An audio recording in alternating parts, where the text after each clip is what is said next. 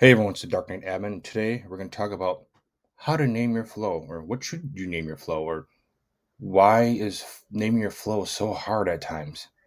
Let's get into it. So if you're a lot like me, you had a lot of flows that are named like update or add park lines to opportunity or update when created. They're not very descriptive. They're not really helpful. When you have a bunch of them in your org, it's not always easy to figure out what's going on. So in your org, you have a lot of flows, and it's hard to keep them organized. It's even harder when you're trying to deploy them because you really don't know what you need. It's hard to identify what the flow is actually supposed to be doing, and there's a fix for it. Set up a naming convention that works for you and your company. And I'm gonna cover a couple of things I think you need a naming convention. You can always add to them as your company grows. You may have more elaborate things in your org, so you may need to add additional parts to your naming convention for your flow. But I think there's a couple of things that are key to get you started and to make you more successful in identifying your flows. So before we hit that up, please like and subscribe. I try to produce Salesforce tips every week. And that like lets me know that you like the content, and I will keep producing. All right, the first thing that I think you should put in the name of the flow is the name of the object.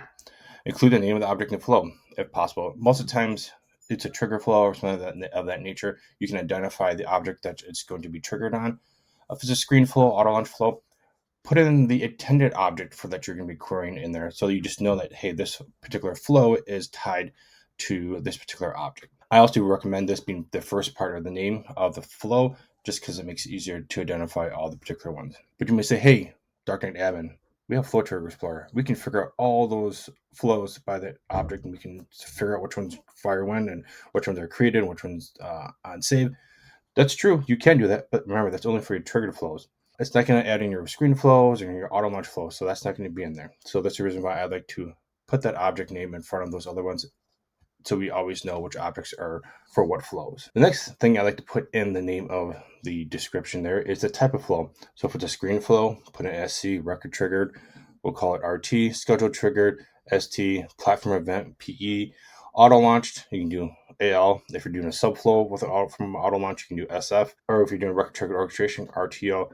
These are just some of my abbreviations. You can expand them if need be. I just like to keep a little bit concise so it's easy to quickly identify the different ones. And you can make up your own key in your own company there to identify how you'd like those to be set up. But you may say, hey, Darknet admin, I can see the process type on the flow setup. That's true, but you can only see it here. You can't see anywhere else. So it makes them easier to identify later on, especially when you're doing things like deployments. You can identify which flow is a screen flow, which one's a record trigger flow. You can easily identify them by that abbreviation. And then the last thing I like to say to put into your flow is, what does this flow do? So what is the business use case? What department requested this? These are all things that you could put in the flow there. So what does it do? Give an accurate description of what it's supposed to be doing, and then we can complete the name of that particular flow. So the format I like to do is object, type, and the what. Object being the object that the flow is tied to, the type of a flow it is, and what is it doing. So some examples of how this would work: it would have a count, so it's on the account object, record trigger, so it's a RT, and the name of what we're calling is owner updates for AE. So we're updating the AEs for this with a record trigger flow. The next one, you have opportunity SC screen flow, and we build a custom ad product screen for this particular with this particular flow. And the last one here, we have lead ST daily open lead owner update. So it's in the lead object. It's a scheduled trigger, and we're going to do this daily, and we're going to look at open leads, and we're going to update the owners of the leads based on some criteria within the particular flow. So a quick recap: a standard naming convention gives all your flows a standard naming convention. Easily makes it easily identifiable on the object.